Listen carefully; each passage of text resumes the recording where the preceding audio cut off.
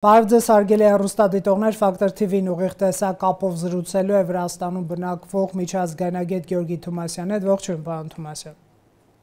Բարև ձեզ։ Ուկրաինան օրերս մերժել է մայիսի 8-ից 11-ը հրադադար հաստատելու Ռուսաստանի առաջարկը, Կիևը պատրաստ է հրադադարի ոչ թե 3 օր, այլ 30 օր եւ Զելենսկին ասում է դա մեծ թատերական ներկայացում է նկատի ունի այդ երրորդյա հրադադարը ըստ էության մենք չենք կարող պատասխանատվություն կրել Ռուսաստանի տարածքում տեղի ունեցողի համար, քանի որ չգիտենք ինչ կանի Ռուսաստանը այդ օրերին, ասում է Զելենսկին, ձեր կարծիքով ինչու երաշխիք չի տալիս Կիևը նման անվտանգության եւ մինչեւ այսօրվա դրությամբ Հայաստան վարչապետի այցը եւս հաստատված է որպես հնարավորություն, եթե իհարկե նա կորոնավիրուսով վերջին պահին չվարակվի կամ այլ իրադարձություններ չլինեն, այստեղ նաեւ Հայաստանի վարչապետի անվտանգության հարցը առաջանում է, չի առաջանում մյուս ուժերի հետ միասին, ինչ կարող եք ասել։ Առաջի հերթին ինչու պետք է Ուկրաինան տա Ռուսաստանին անվտանգության երաշխիքներ։ Պարզ չի, որևէ պատճառ դրա չկա, եթե զուտ խոսքը գնում է նրա մասին, որ Ուկրաինան պետք է այդպիսի անվտանգության երաշխիքներ Ռուսաստանին տա, ապա դրա փոխարեն ինչ է ստանում 3 օրվա ընթացքում կրակի դադարում, որը ձեռ է տալի միայն Ռուսաստանին, սա նույնիսկ եթե պայմանավորվածության հետևանք պետք է լինի, Ուկրաինային ձեռ չտալի։ 30 օրվա մասին խոսակցությունը իհարկե ավելի նպատակահարմար է, որովհետև դա երկար է ձգել, շատ ավելի հավանական է, 30 օր եթե դիմանա հրադադարը, հետո արդեն 30 օրվա ընթացքում կարելի է Վաշինգտոնի միջոցով հատկապես այնպես անել, որ շարունակվի հրադադարը։ Վտանգ իհարկե կա, որովհետև Ուկրաինան տարբեր համացանցում նաև եւ մենք տարբեր հարթակներում տեսնում ենք, որ սպառնում է նրանով, որ մայիսի 9-ին կարա հարձակում տեղի ունենա Մոսկվայի վրա, եւ ես կարծում եմ դա շատ տրամաբանական է, ինչու ոչ։ Այդ պատճառով մենք արդեն տվյալներ ունենք, որ Սևաստոպոլում, ուրեմն Ղրիմում չեղարկել են մայիսի 9-ին նվիրված բոլոր միջոցառումները, որովհետև այդ ուղղությունով էլ հաստատ լինելու ուկրաինական քայլեր։ Ես կարծում եմ իհարկե կա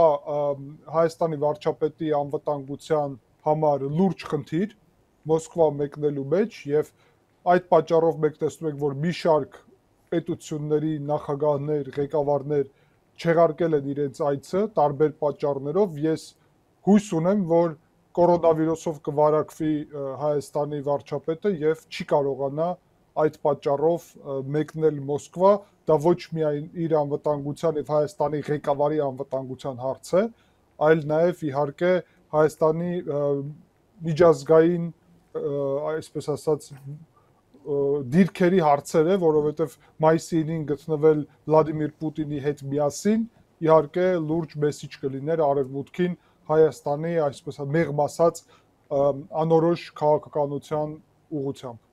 Իսկ անորոշ չի Հայաստանի քաղաքականությունը։ Հայաստանի քաղաքականությունը փորձում է լինել բալանսավորված, բայց այդ բալանսավորման մեջ իհարկե կան նաև սիմվոլիկ հարցեր, որի շուրջ կարևոր է, որ այդ բալանսը չխախտվի։ Կարծում եմ մայիսի 9-ին մեկնել Մոսկվա բալանսի խախտում է, այլ ոչ թե բալանսի պաշտպանում է։ Իսկ իհարկե Հայաստանը այն իրավիճակում չի գտնվում, որ ինքը իր ցանկությունով սրի հարաբերությունները Ռուսաստանի հետ, ուստի բալանսը արտաքին քաղաքականության առումով ես կարծում եմ դա նախընտրելի տարբերակ է Հայաստանի համար իհարկե այս իրավիճակում։ Ռուսապետ գործիչները կարող են ասել, իսկ Մոսկվա չգնալը Ռուսաստանի համար այդքան կարևոր օր է եւ Պուտինի համար անձամբ այդքան կարևոր օր է, արդյոք խնդիրներ Հայաստանի համար չի առաջացնի, գուցե Փաշինյանը պետք է գնա փորձի ինչ-որ ռիսկեր կառավարել, Ռուսաստանի հետ աշխատանք տանել, արժի զուտ գնալ չգնալու հարցը տեղավորել աշխարհաքաղաքական կողմնորոշումների կամ ռուսամետության դաշտում, ինչու Փաշինյանը չհանդիպի Պուտինին։ Տեսեք, մենք շատ լավ հասկանում ենք, չէ, ինչու մասին եք խոսում։ Երբ ասում ենք, որ Փաշինյանը վարակվի կորոնավիրուսով եւ չգնա, այլ ոչ թե դեմարշ անի եւ չգնա։ Մենք տարբերում ենք այդ երկու մոտեցումը։ Իհարկե որևէ մեկ կողմ չի, որ դեմարշ տեղի ունենա եւ Հայաստանը հրաժարվի դրանից։ բայց երբ ասում ենք կորոնավիրուսով վարակվել, դա կարող է տարբեր պատճառներ լինի, այդ թվում, չգիտեմ, ուրիշ հարցեր լինի։ Եթե Հայաստանը որևէ մեկին պետք է այդտեղ ուղարկի, Մհեր Գրիգորյանին կարա ուղարկի, որովհետև Մհեր Գրիգորյանը շատ դեպքերում զբաղվում է հենց այդ Ռուսաստանի հետ հարաբերություններով եւ կարծում եմ խնդիր չի լինի։ Նիկոլ Փաշինյանը իրան արևմտամետ եւ ժողովրդավար դրսեւորելով փորձում է առնվազն եւ այսպիսի իմիջ է իրան ստեղծում, դա իր որոշումն է։ Այդ իմիջի զուգահեռ գնալ եւ Վլադիմիր Պուտինի կողքը նստել, չի ստացվում, որ մի անձնավորությունը երկու դաշտում էլ հավասար կարողանա աշխատել։ Այդ է սիմվոլիզմի այստեղ խնդիրը։ Ուստի ես կարծում եմ վարակման ուղղությունը ավելի կարա լինի օգտակար եւ միևնույն ժամանակ որևէ մեկին ուղարկել, եթե զուտ պետք է պատվիրակություն լինի։ Խնդիր կա նաեւ նրա հետ կապված, որ այնտեղ լինելու է Ադրբեջանի զինված ուժեր եւ խոսակցություն կա, որ հայկական կողմը չպետք է ընդունի հատկապես 44 օրվա պատերազմում մասնակցած Ադրբեջանի զինված ուժերի ուրեմն այդ ցուցանտեսին մասնակցության ընթացքում հայկական կողմը ներկա չպետք է լինի կամ ընդունի այդ իրանց շարժը այդտեղ եւ այլն։ Դա իհարկե նաեւ լեգիտիմ հարց է, ուստի դա էլ պետք է հաշվի առնվի։ Դուք ճիշտ հիշատակեցիք բալանսավորման քաղաքականությունը Հայաստանի իշխանությունների հիշատակած, երբ որ ԵՄ-ին անդամակցելու մասին կամ մեկնարկ նախատեսող օրենք ընդունեցին, ասեցին մենք եւ ԵՏՄ-ում ենք եւ ԵՄ-ում ենք, այո, մի օր ընտրելու ենք նրանց միջև, բայց այս բան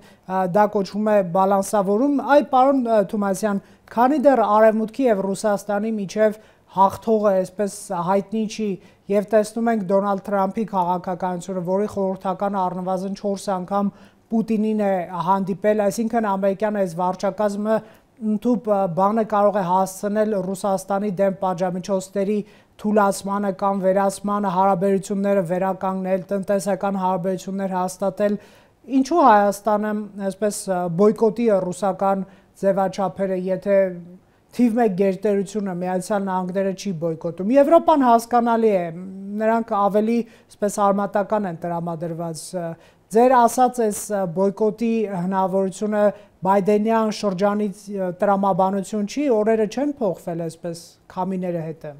Պարոն Անանյան, որտեղ իմ հայտարարություններում բոյկոտ հնչեց կամ բառը կամ չմասնակցել, չէ, ես նկատի ունեմ, ճիշտ եք, դուք չեք այդ բառը չեք օգտագործել, նկատի ունեմ չմասնակցելը կորոնայի հետևանքով այսպես։ Առաջի դեմքի չմասնակցելը դա անվտանգության հարց է, դա Ադրբեջանի զինված ուժերի այնտեղ մասնակցության հարց է, դա մարդասպան միջազգային ուրեմն առումով բոլորը որ քննադատում են, այդ թվում Տրամփի աշխատակազմից էլ քննադատողներ կան եւ հենց Տրամփն էլ իր քաղաքականություն ունի, չմոռանանք, որ ինքը արդեն Ուկրաինայից սկսել է զենքի մատակարարում նույնիսկ, դա առանձին թեմա է, բայց հարցը նրանում է, որ ասոցացվել Վլադիմիր Պուտինի հետ, հաշվի առնելով, որ Հայաստանը այնտեղ այսօր շահեր չունի, ոչ զենքի մատակարարման օրակարգ կա, ոչ միջնորդության օրակարգ կա Ադրբեջանի հետ, ոչ Լեռնային Ղարաբաղում ռուսական զինծառայողներ կան, որ ասես Լեռնային Ղարաբաղի հայության շահերի համար կարելի էր այդ հանդիպում անել։ Ուստի եւս մեկ անգամ ես բոյկոտի դեմ եմ, եթե Հայաստանը պետք է ներկա այս իրավիճակում հասկանալի է, որ որևէ մեկը պետք է ներկա լինի, կարծում եմ նպատակահարմար չի, որ ներկա լինի Նիկոլ Փաշինյանը։ Հաշվի առնելով, որ Իրանն հրավիրել հաստատել է, ավելի ճիշտ կլինի, որ ոչ թե հրաժարվի դրանից, ստեղծելով նոր խնդիրներ Հայաստանի համար, այլ լինի ինչ-որ թեզ եւ պատճառ, որ ինչպիսին է կոവിഡ്ը խոսքին կամ չգիտեմ, ուրիշ առողջական եւ այլ խնդիրները կարա բերի դրան։ Եվ ստուգեք, որ բազում տարբեր ղեկավարներ նույն որոշումն են կայացրել, դա նորություն չի, վերաբերվում է դա համ Ֆիցոին, համ Օրբանին, համ ենթադրում եմ եւ կա տվյալներ Սի Ցզինպինի մասին, Նարենդրա Մոդին չեղարկել է արդեն իրավիճակը Պակիստանի հետ կապված, Պակիստանի պատճառով եւ այլն։ Շատ լավ, հայ-ռուսական հարաբերությունների մասին օրերս խոսեց Կոպիրկինը, Հայաստանում ռուս դեսպանը, ասելով, թե Հայաստանի եւ Ռուսաստանի բացահայտ կոպտորեն փորձում են միմյանցից վանել եւ գժտեցնել այս անվայել առաջադրանքը լուծելու համար գործի են դրվում քաղաքական մանիպուլյացիաներ, տեղեկատվական գործողություններ, պարզապես բացահայտ ստեր եւ զրպարտություն։ Նրա հույսը հայ ժողովրդի իմաստնությունն է, որը շատ լավ է հասկանում, թե ով է իրական բարեկամը, ով թշնամին։ Միգուցե սա լավ հնարավորություն կլիներ պարոն Պուտինին բացատրել, որ մենք այսպես չենք վանվի ձեզնից, չենք գժտվի ձեզ հետ, ինչ եք կարծում այսյան։ Հետաքրքիր է, որ հիբրիդային պատերազմի մեջ է մեղադրում արևմուտքին Ռուսաստանը, որը իրականում ինքն է վարում հիբրիդային պատերազմ ոչ միայն արևմուտքի դեմ, այլ հենց Հայաստանի դեմ։ Շատ հետաքրքիր թեզ առաջ գնաց, այնինչ Կոպիրկին է այդ ելույթում, ուրեմն հարցազրույցում ավելի ճիշտ, ասաց, որ Հայաստանում արևմուտքը ուզում է բացել երկրորդ ճակատ։ Այո։ Վրաստանում մենք ձեր հետ նաև դա քննարկել ենք, երկար ժամանակ է արդեն, տարիներ է, եւ հատկապես վերջին ընտրությունների վրա, կես տարի առաջ, որը տեղի ունեցավ, գլխավոր թեման այն էր, որ արևմուտքը Վրաստանում ուզում է Ռուսաստանի դեմ բացել երկրորդ ճակատ։ Հիմա տեսնալով, որ Վրաստանում այդ հիմար թեզը աշխատում է, որովհետեւ Վրաստանը սահման ունի Ռուսաստանի հետ, մենք ունենք երկու օկուպացված տարածք, Աբխազիա եւ Ցխինվալի տարածքը, որտեղ ռուսական զինծառայողներ են գտնվում եւ ռազմական գործողություններ են ունեցել նախկինում Ռուսաստանի հետ, իհարկե կա վտանգ սպառնալիք պատերազմի եւ մարդիկ երբ հնչում է պատերազմ, ճակատ, կարելի ասել դրանով նաեւ աջակցություն է իրեն ավելացնում Բիձինա Իվանիշվիլի ռուսական համակարգը։ Այդ նույն քարոզը, որը Իվանիշվիլին այստեղ ծավալում է, բերել են հիմա Հայաստան։ Copy paste են արել, կարելի ասել։ Երկրորդ ճակատ առանց սահման ունենալու, դա ուղղակի նույնիսկ Ռուսաստանի արտաքին քաղաքականության տգիտության համար զարմանալի նոր տգիտություն է եւ նոր մասշտաբ է այդ տգիտության։ Ինչ երկրորդ ճակատ Հայաստանից Ռուսաստանի դեմ։ Գուցե բալիստիկ հրթիռներ ունեք, որ Վրաստանի եւ Ադրբեջանի գլխով պետք է թռցնեն։ Ընդհանրապես հասկանալի չի եւ լուրջ չի, բայց մենք տեսնում ենք, որ ելի մի ուղղությունով է հետաքրքիր համընկնում քաղաքականությունը։ Ներքին քաղաքականությունին եմ հետևի Հայաստանի եւ հնչում է տարբեր ուժերի կողմից, հատկապես Ռոբերտ Քոչարյանի եւ իրան կից ուժերի, որ արևմուտքը հայություն է խլե հայերից եւ արևմտյան հասարակական կառույցներն են այս ամենում մեղավոր, ոնց որ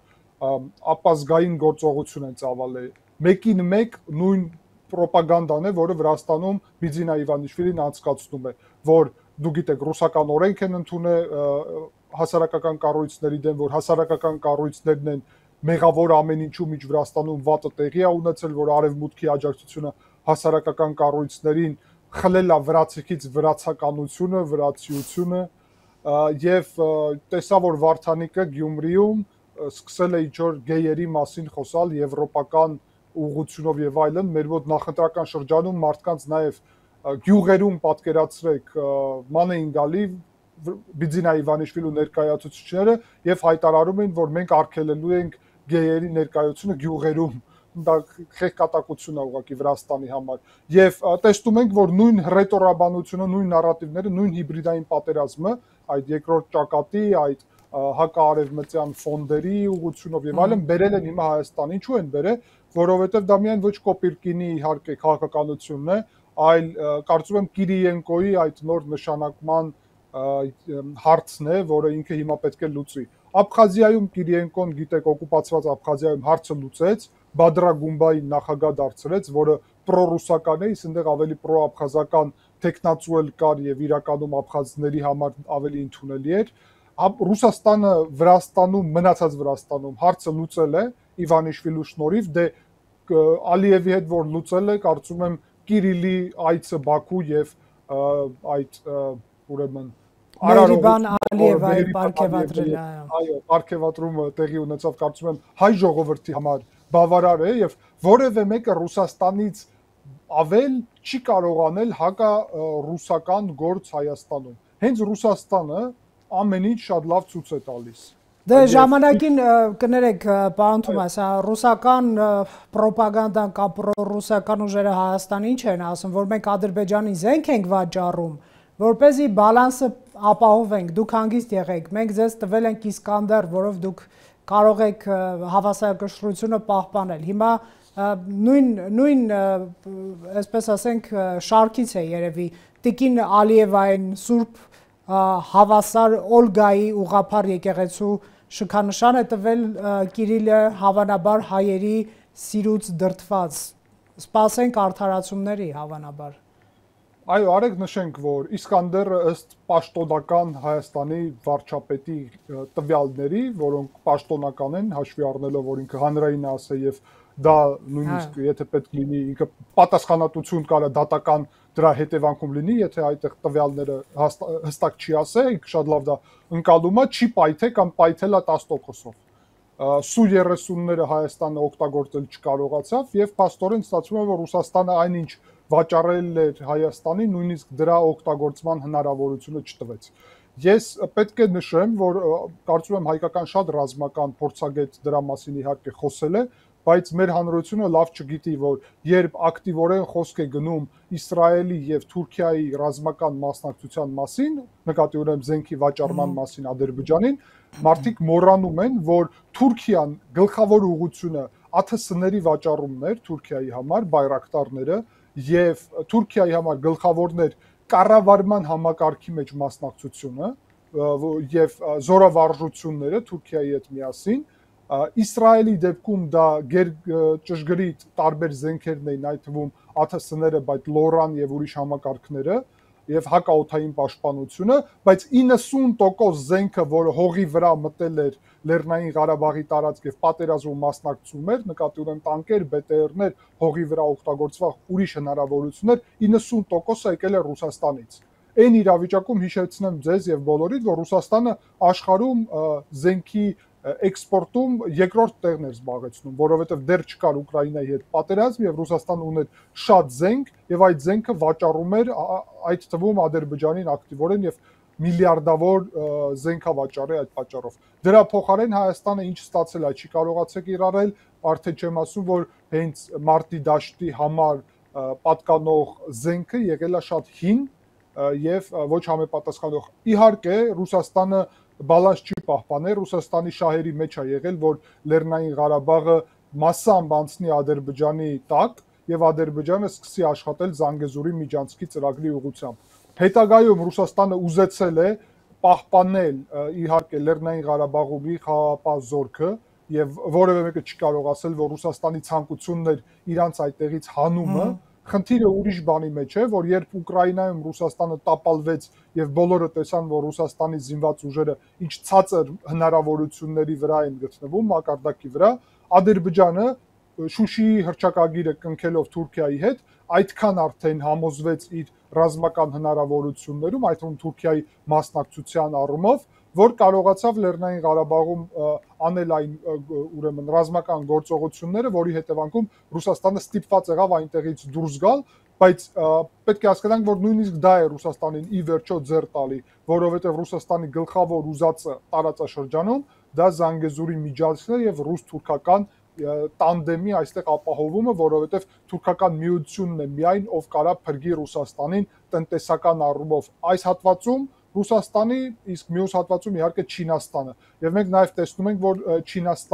Ռուսաստանի եւ Ադրբեջանի հարաբերությունները դրանից հետո դաշնակցային դառան եւ Չինաստանի Ադրբեջանի հարաբերությունները նաև ընդհանուր առումով հետաքրքիր զարգացումներ ենք տեսնում։ Ես ձեր խոսքում չգտա մեղադրանք պատերազմի մեջ հայերի, հայկական կողմի, հայկական իշխանությունների հասցեին մի շարք մեղադրյալների, որ օրերս հնչեցնում էր Հայաստանի երկրորդ նախագահ։ Ինչու՞։ Որովհետև ինքը ասեց մենք, ես ենթադրում եմ, որ մենքի մեջ ինքը հայերին նկատի չուներ, ինքը իրանց նկատի ուներ, իրանց այն մարդկանց, ով ուզում էր Հայաստանը այս թեզի տակ առաջերտին տապալել Հայաստանի միջազգայինորեն ճանաչված սահմանները, պետականությունը, սուվերենությունը Լեռնային Ղարաբաղի թեզի եւ հակամարտության համար, բացի դրանից Հայաստանը մտցնել Ռուսաստանի կազմ, հանձնել ռուսոց կայսրի նորից, ինչը իրանց առաքելությունն է, դա իրանք արել են իրանց կառավարման ժամանակահատվածում գույք ուրեմն պարտքի դիմաց, երբ որ ամբողջ Հայաստանը հանձնեցին, ռուսական զորքը բերելով այստեղ, որը դավաճանեց Հայաստանին, մենք ասում ենք, որ դավաճանելու է, բայց փաստորեն հայազգին պետք է տեսնել նաև դավաճանությունը, երբ հրթիռակոծում էին Հայաստանի Հանրապետության տարածքները Ադրբեջանը 2021 թվականին, ապա բոլորը տեսան, որ Ռուսաստանը չկարողացավ պարզել արդյոք ուրեմն Հայաստանի մի շարք քաղաքները Հայաստանի տարածքում են գտնվում, թե չէ, որտեղ է սահմանը անցնում։ Դրանից հետո հայ ժողովուրդը հասկանում է արդեն, թե ում հետ գործ ունի, բայց երբ մենք ասում ենք ում հետ, մենք պետք է հասկանանք, որ այս համակարգը իհարկանում շատ զարգացած է, եւ ես պետք է նշեմ, սա ոչ միայն Ռոբերտ Քոչարյանն է եւ Հայաստան դաշինքը, Սերժ Սարգսյանը եւ իր հանրապետական կուսակցությունը, ոչ միայն պատիվ չունեմ Արթուր Վանեցյանի եւ շատ մեծ հարցեր կան, որ Վանեցյանը գնացել էր իր ժամանակ Լեռնային Ղարաբաղ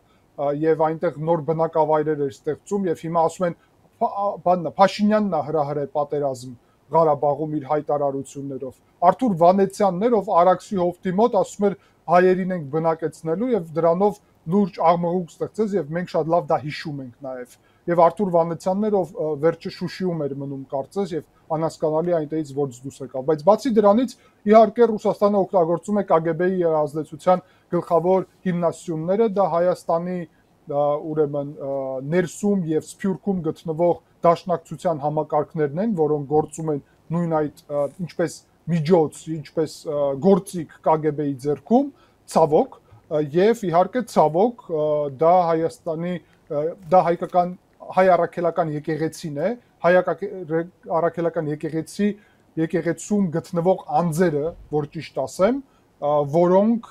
մենք տեսնում ենք, որ ծավալում են հենց այդ ռուսական կայսրի եւ կայսրության քաղաքականությունը նույն KGB-ի ոլորտում եւ ոճում, ամենամեծ վտանգը այն է, որ նաեւ հիբրիդային առումով իրանք ներկա են Հայաստանում ոչ միայն բիզնեսի առումով, այլ նաեւ անվտանգության համակարգի ՖՍԲ-ն ներկա է Հայաստանում, ինչպես նաեւ ռուսական զինված ուժերը, բայց լուրջ խնդիր է նաեւ ԶԼՄ-ները։ Եվ այստեղ պետք է բաժանենք իրարից ռուսական լեզվով ԶԼՄ-ները, որոնց խնդիրը նրանում է, որ իրանք դեռ գործում են Հայաստանում, Սպուտնիկը նկատի ունեմ եւ ուրիշ, բայց կան հայալեզու նաեւ, ով տարածում է ռուսական ռոպագանդան։ Մեր ազգը շատ լավ է տիրապետում ռուսական լեզվին եւ հաշվի առնելով դա խնդիր է, որ ռուսական ռոպագանդան աշխատում է մեր հայրենակիցներին Հայաստանի դեմ ուղղելու համար։ Ուստի ես կարծում եմ այս բոլոր ուղղություններով, այս համակարգի ուղղությունով մենք պետք է լուրջ իրականում քայլեր անենք նրա համար, որ ամրապնդենք հայկական պետականությունը եւ սուվերենությունը։ Պարոն Թոմասյան, դուք կհիշեք Արցախի բռնի տեղահանման օրը, երբ որ Սոլովյովը եւ Մարգարիտա Սիմոնյանը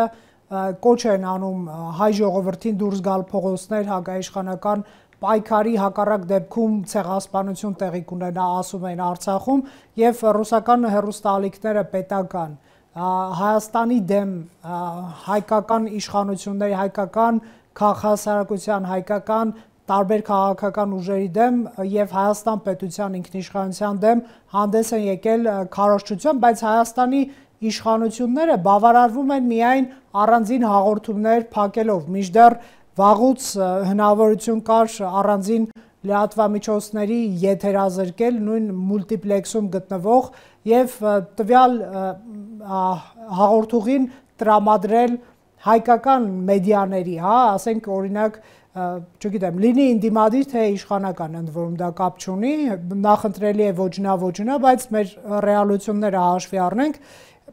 այդ նաև օրերս հայտնի դարձավ, որ Կիրիենկոն է Հայաստանի ուղղությամբ Կրեմլի քարոզչությունը եւ քաղաքական աշխատանքը համակարգելու եւ նա հատուկ նաև թիմ է ունենալու, այնչու է Հայաստանի իշխանությունը նախընտրում թողնել Կրեմլի ձեռքին այդ գործիքակազմերը, լավ հասկանալով, որ դրանք օգտագործվելու են ճգնաժամային պահերին։ Ես կարծում եմ դա Հայաստանի իշխանությունների մեծ սխալն է եւ դրա արդյունքները Նիկոլ Փաշինյանի իշխանությունը սկսեց քաղել արդեն Գյումրիում եւ եթե այսպես շարունակեն, ապա մյուս տարի գալիք ընտրությունների համար ռևանշը մեծ հավանական է։ Եվ խնդիրներ կան, այո, դա հիբրիդային ռոպագանդայի դեմ աշխատելն է, որովհետև ռուսական համակարգը բացահայտ փորձում է իշխանապողություն Հայաստանում կազմակերպել։ Եվ դրա վառ օրինակը դուք ինքներդ նշեցիք նոյեմբերի 9-ի, իրենք ուզում էին Լեռնային Ղարաբաղում ստեղծված պատերազմի հետևանքներով հեղաշրջում կազմակերպել, չստացվեց, հետո ուզեցան հայաթափման հետևանքում հեղաշրջում անեն, չստացվեց։ Հիմա ուզում են Ադրբեջանի նոր հարձակման շնորհիվ Զանգեզուրի միջանցքի այդպես կոչված ուղղությամբ այդ թեզի օգտագործմամբ կազմակերպեն հեղաշրջում Հայաստանում։ Այդ հեղաշրջումը պետք է ոչ միայն Ռուսաստանին, Թուրքիային, Ադրբեջանին եւ Ռուսաստանին բոլորին ձեռնատու է, որ Հայաստանում չլինի ժողովրդավար եւ արևմտամետ իրեն դրսևորող իշխանություն, որովհետեւ Վրաստանում հաշվի առնելով, որ արդեն Բիձինա Իվանիշվիլին ամբողջությամբ անցել է ռուս-թուրք-չինական դաշտ, ապա միայն Հայաստանն է մնում տարածաշրջանում։ Եվ ավարտել Հայաստանում այս իրավիճակը նշանակում է ավարտել տարածաշրջանում ժողովրդավարության էջը։ Ուստի Հայաստանի համար հիմա գերկարևոր հարց է, որ պահպանի եւ պաշտպանի իր ժողովրդավարությունը, իսկ դրա համար, ինչպես ես արդեն նշեցի, պետք է տեղի ունենա երկու կարևոր ուղղություն։ Առաջինը Նիկոլ Փաշինյանի իշխանությունը պետք է սկսի պատրաստվել մյուս տարվա ընտրությունների համար դաշինքի ձևաչափով եւ ոչ միայն քաղաքացիական պայմանագիր, այլ քաղաքացիական պայմանագիր պլյուս ուրիշ կազմակերպություններ, հասարակական ներկայացուցիչներ, տարբեր